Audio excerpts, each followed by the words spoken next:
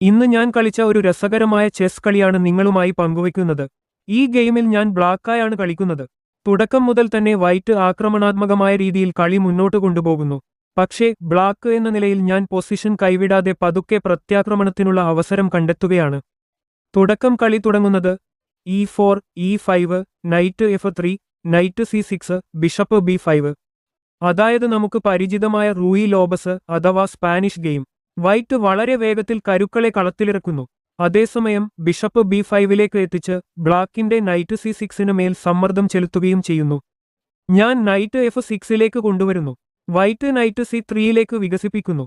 ഞാൻ D6 കളിച്ച് എന്റെ E5 പാവനെ സംരക്ഷിക്കുകയും സെന്ററിൽ നിയന്ത്രണം ഉറപ്പാക്കുകയും ചെയ്യുന്നു. വൈറ്റ് D4 കളിക്കുന്നു. ഞാൻ ഈ പാവൻ കൊണ്ട് അത് വെട്ടുന്നു. വൈറ്റ് ക്വീൻ കൊണ്ട് ആ പാവനെ തിരിച്ചെടുക്കുന്നു. ഞാൻ ബിഷപ്പ് D7ലേക്ക് കൊണ്ടുവരുന്നു. വൈറ്റ് ബിഷപ്പ് കൊണ്ട് എന്റെ നൈറ്റിനെ വെട്ടുന്നു. ഞാൻ ബിഷപ്പ് കൊണ്ട് തിരിച്ചു വെട്ടുന്നു. വൈറ്റ് ബിഷപ്പ് G5ലേക്ക് വരുന്നു.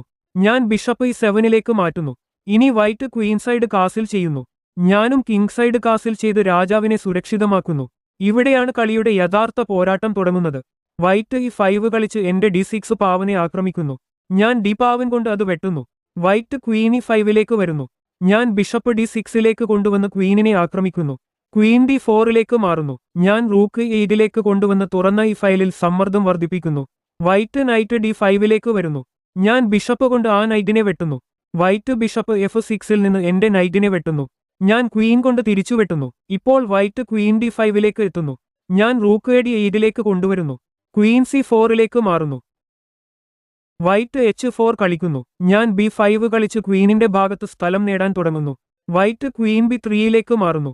ഞാൻ B4 കളിച്ച് ആക്രമണം കൂടുതൽ ശക്തമാക്കുന്നു. വൈറ്റ് കിങ് B1ലേക്ക് മാറുന്നു. ഞാൻ A5 കളിക്കുന്നു. വൈറ്റ് നൈറ്റ് G5ലേക്ക് വരുന്നു. ഞാൻ H6 കളിച്ച് ആ നൈറ്റിനെ ചോദ്യം ചെയ്യുന്നു. വൈറ്റ് ക്വീൻ D3യിലേക്ക് മാറുന്നു. ഞാൻ G6 കളിക്കുന്നു. വൈറ്റ് നൈറ്റ് E4ലേക്ക് വരുന്നു. ക്വീൻ E6ലേക്ക് മാറുന്നു. വൈറ്റ് F3 കളിക്കുന്നു. ഞാൻ A4 മുന്നോട്ട് തള്ളുന്നു. ഇപ്പോൾ എന്റെ പാവൻ അപകടകരമായി മുന്നോട്ട് കുതിക്കുകയാണ്. വൈറ്റ് റൂക്ക് E1ലേക്ക് കൊണ്ടുവരുന്നു. ഞാൻ A3 കളിച്ചു പാവനെ കൂടുതൽ മുന്നോട്ടെത്തിക്കുന്നു. വൈറ്റ് ക്വീൻ B5ലേക്ക് വരുന്നു. ഞാൻ ക്വീൻ C8ലേക്ക് മാറ്റുന്നു. ഇപ്പോൾ വൈറ്റ് നൈറ്റ് F6ലേക്ക് ചാടി ചെക്ക് നൽകുന്നു. രാജാവ് G7ലേക്ക് മാറുന്നു. വൈറ്റ് നൈറ്റ് E8ലേക്ക് ചാടി വീണ്ടും ചെക്ക് നൽകുന്നു. രാജാവ് F8ലേക്ക് മാറുന്നു. വൈറ്റ് നൈറ്റ് വീണ്ടും F6ലേക്ക് മടങ്ങുന്നു. ഇതിനിടയിൽ എന്റെ പാവൻ B2വിലെത്തി. ഇപ്പോൾ ആ പാവൻ പ്രമോഷന്റെ വളരെ അടുത്താണ്. വൈറ്റ് H5 കളിക്കുന്നു. ഞാൻ G5 കളിക്കുന്നു. വൈറ്റ് G4 കളിക്കുന്നു. ഞാൻ ക്വീനെ E8ലേക്ക് മാറ്റുന്നു. വൈറ്റ് നൈറ്റ് D7ലേക്ക് ചാടി ചെക്ക് നൽകുന്നു. രാജാവ് G7ലേക്ക് മാറുന്നു. വൈറ്റ് F4 കളിക്കുന്നു. ഞാൻ ബിഷപ്പ് F4ലേക്ക് കൊണ്ടുവന്ന് ആ പാവനെ വെട്ടുന്നു. വൈറ്റ് നൈറ്റ് E5ലേക്ക് വരുന്നു. ഞാൻ ബിഷപ്പ് C1ലേക്ക് മാറ്റുന്നു. വൈറ്റ് ക്വീൻ C4ലേക്ക് വരുന്നു. ഞാൻ റൂക്ക് F8ലേക്ക് മാറ്റുന്നു. വൈറ്റ് ക്വീൻ D4ലേക്ക് വരുന്നു. ഇപ്പോൾ ഞാൻ ക്വീനെ 2വിലേക്ക് കൊണ്ടുവന്ന് ചെക്ക് നൽകുന്നു. വൈറ്റ് കിങ് കൊണ്ട് എന്റെ ക്വീനെ വെട്ടുന്നു. പക്ഷേ അതായിരുന്നു എന്റെ യഥാർത്ഥ തന്ത്രം. റൂക്ക് A8ൽ നിന്ന് ചെക്ക്. വൈറ്റ് രാജാവ് B3യിലേക്ക് മാറുന്നു. ഇപ്പോൾ എന്റെ B2 പാവൻ മുന്നോട്ട് കുതിക്കുന്നു. B1 Queen. പുതിയ ക്വീൻ ലഭിച്ചതോടെ ബ്ലാക്കിന്റെ ആക്രമണം വീണ്ടും ശക്തമാകുന്നു. വൈറ്റ് കിങ് C4ലേക്ക് മാറുന്നു.